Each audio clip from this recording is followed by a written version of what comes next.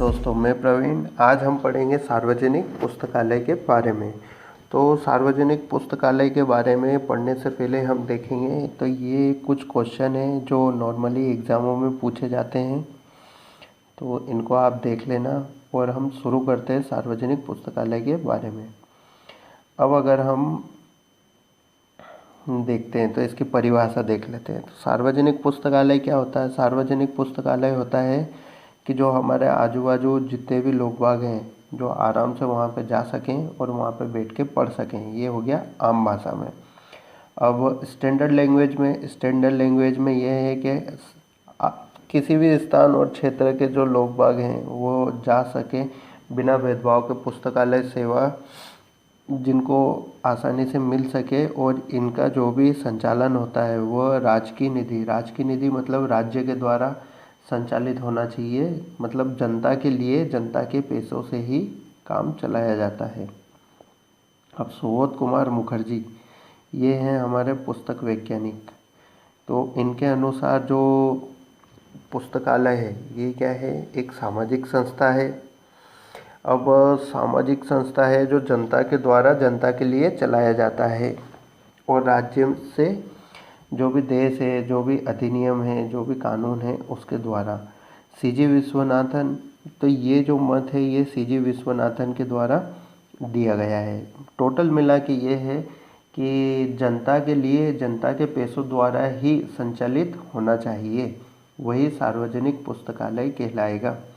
और उसी के अंतर्गत हमसे जो भी टैक्स लिया जाता है, जो भी पुस्तकालय का शुल्क वसूला जाता है, उसका उसमें मतलब यूज़ नहीं कर सकते। और अगर टोटल मिला के पुस्तकालय जो सेवा निःशुल्क दी जाती है वो सार्वजनिक पुस्तकालय के अंतर्गत आता है। मतलब हमसे किसी भी प्रकार का कोई शुल्क नहीं लिया जाना चाहिए। इसमें अगर हम आगे देखते हैं तो यूनेस्को के मैनिफेस्टो के हिसाब से जो अधिनियम द्वारा स्थापित हो, ये भी परिभाषा ही है लेकिन यूनेस्को के मैनिफेस्टो के हिसाब से। कभी आप एग्ज़ाम में लिखेंगे तो आपकी ये हेल्प करेगा। इसमें जैसे जो अधिनियम द्वारा स्थापित हो और संचालन पूर्णतः जनता के धन द्वारा हो और निःशुल्क हो, समान रूप से सामुदायिक हो। मतलब सामुदायिक का सीधा सीधा मतलब है जिसमें भेदभाव ना हो, सभी लोगों को आसानी से पुस्तकें उपलब्ध हो। दोस्तों, ये मेरा टेलीग्राम चैनल है। इस पे आप, अगर आप टेलीग्राम चलाते हैं तो आप इस पे विज़िट कीजिएगा। अभी इसमें न्यूज़ आउटलेट्स के जितने भी न्यूज़पेपर हैं उनके पीडीएफ यहाँ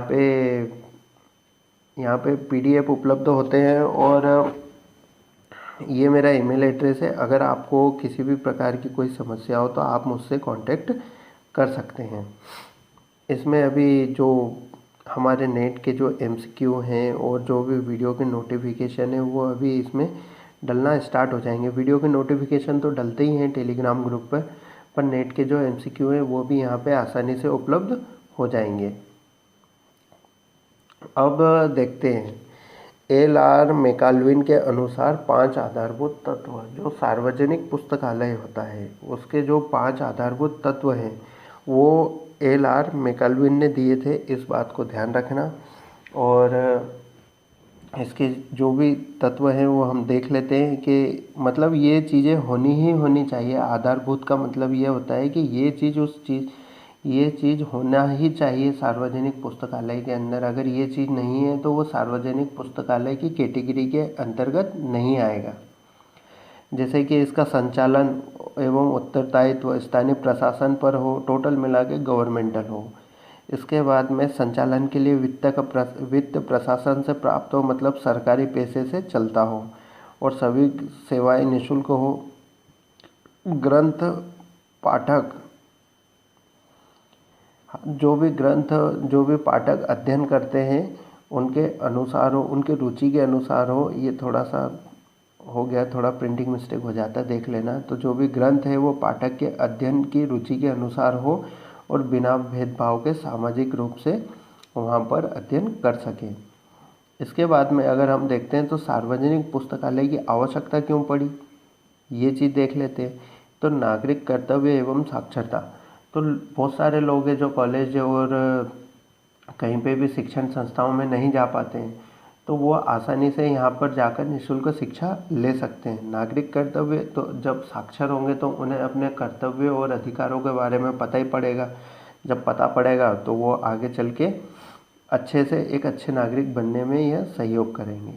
फिर दूसरा है मनोरंजन के समय का सदुपयोग। तो टोटल मिला के किताबें पढ़ने से ज़्यादा अच्छा मनोरंजन कुछ हो ही नहीं सकता। और समाज के क्षेत्र में ऐसा है कि जैसे बहुत सारे लोग हैं जो कभी पढ़ ही नहीं पाए, कभी जा ही नहीं पाए, उनको पता भी नहीं है कि पुस्तकालय क्या चीज़ है। तो यहाँ वहाँ से बहुत सारे कार्यक्रम चलते हैं, जैसे प्रौढ़ शिक्षा कार्यक्रम। प्रौढ़ शिक्षा कार्यक्रम वो कार्यक्रम होते हैं जिसमें जो बूढ़े बूढ़े लोग, सब्जी बेचने वाले, ठेला चलाने वाले, भीख मांगने वाले, इन सभी को किताबें मुहैया कराई जाती है इसके माध्यम से। अब इसके उद्देश्य क्या थे? तो इनके जो भी उद्देश्य थे, ये डॉक्टर रंगनाथन जी की एक बुक है लाइब्रेरी मैनुअल, उसमें इसके उद्देश्य उल्लेखित है। तो इसको आप देख लेना, जो भी उद्देश्य उल्लेखित है। और मैं इसको थोड़ा बड़ा कर देता हूँ कि अब इसमें जो भी आजीवन शिक्षा प्राप्त कर सकते हैं हम, सबसे बड़ा उद्देश्य तो यही है कि हम शिक्षण संस्थाओं में जाते हैं, जब तक फीस देते हैं, जब तक वो पढ़ने देते हैं, जब फीस ख़त्म हो जाती है तो हम वहाँ से बाहर हो जाते हैं। तो इसका सबसे बड़ा उद्देश्य तो ये है कि हम आजीवन इनसे शिक्षा प्राप्त कर सकते हैं, सभी विषयों पर सूचनाएं प्राप्त कर सकते हैं। एक विषय पे 10 किताबें पढ़ सकते हैं, 10 विषयों पे तो बहुत सारी किताबें पढ़ सकते हैं। और इसके बाद में स्थानीय अंतर्राष्ट्रीय राजनीतिक कार्यों का संपादन, जो भी किताबें आती है राष्ट्र की, जो भी राष्ट्रीय सूचनाएं आती है, वो आम लोगों तक आसानी से पहुंचाई जा सकती है सार्वजनिक पुस्तकालय द्वारा। और राष्ट्रीय उत्पादकता वृद्धि, टोटल मिला के साक्षरता से रिलेटेड।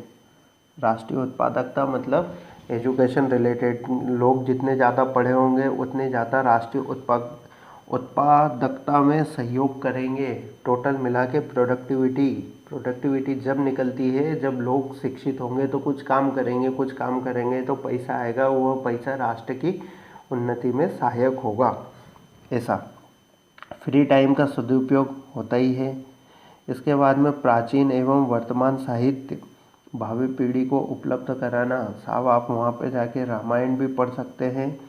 तो आप कोई सा भी ग्रंथ पढ़ सकते हैं। अगर आप थोड़े और पीछे जाएंगे तो वो लोग नहीं कहते कि भारत में बहुत पुराने पुराने ग्रंथ थे नालंदा में, खैर वो तो जल गए, लेकिन उसके बाद के जितने भी ग्रंथ हैं वो आप आसानी से पढ़ सकते हैं लाइब्रेरी में जाके।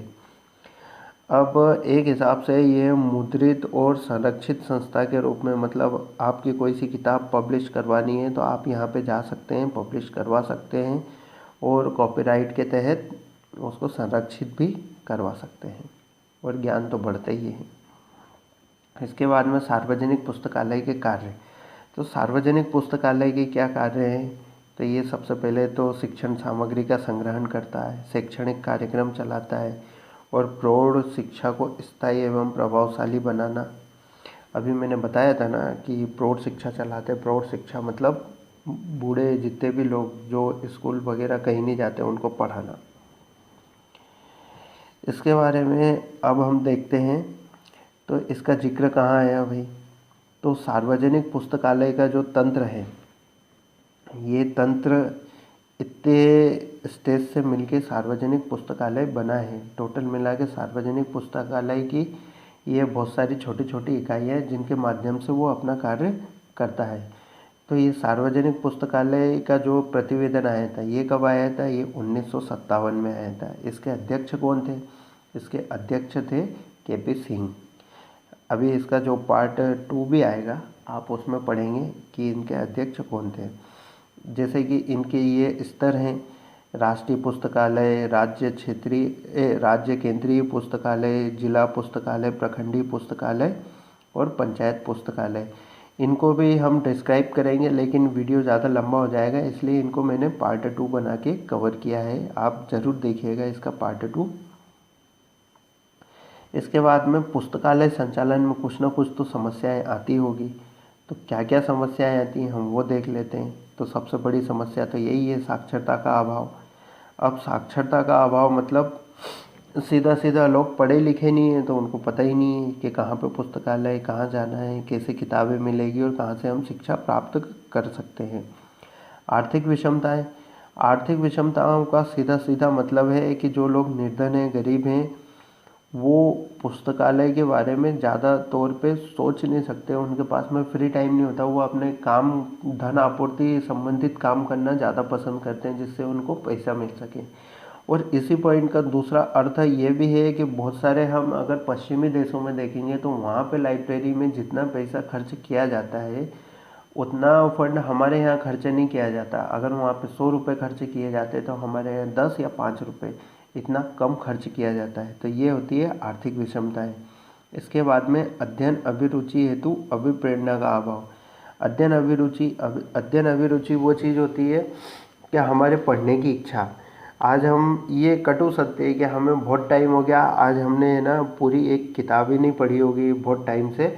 जैसे कि विदेशों में सबसे ज़्यादा किताबें रशिया में पढ़ी जाती है, तो एक इंसान रशिया में हर साल 20 से 25 किताबें पढ़ता है, जबकि एक इंडियन हर साल 2 या 3 लोगों द्वारा मिलके एक पूरी किताब पढ़ी जाती है। ये कटु सत्य है। मतलब 500 या 700 पेज की एक किताब, ऐसा। इसके बाद में पुस्तकों का अभाव। तो हमारे यहाँ पे सबसे बड़ी बात तो पुस्तकें भी नहीं होती है। पुस्तकें होती भी है तो वो पब्लिशर हैं बड़े बड़े से, तो वो अपनी पुस्तकों को सेल आउट करते हैं। वो अधिकतर ऐसी मतलब जमा तो करवाते हैं पुस्तकालय में एक्ट के अनुसार, लेकिन वो इतनी आसानी से उपलब्ध हो नहीं पाती। और जो पुस्तकें हैं, हमें तो नॉलेज भी नहीं होता बहुत बार कि हमें कौन सी पुस्तक पढ़ना है, कहाँ पढ़ना है। तो ये जो पुस्तकों का अभाव होता है, इन चीज़ों के कारण लाइब्रेरी संचालन में प्रॉब्लम आती है। और सबसे बड़ी बात, पुस्तकालय अधिनियम का अभाव। जैसे अपने मध्य प्रदेश में पुस्तकालय अधिनियम है ही नहीं, तो इतनी लाइब्रेरी है ही नहीं। साउथ इंडिया में काफ़ी लाइब्रेरीज है, लेकिन अपने मध्य प्रदेश में इतनी लाइब्रेरीज नहीं है क्योंकि पुस्तकालय अधिनियम ही नहीं है। तो उसके अकॉर्डिंग लाइब्रेरी डालना ज़रूरी ही नहीं है, सरकार बाध्य ही नहीं है कि लाइब्रेरी डाले।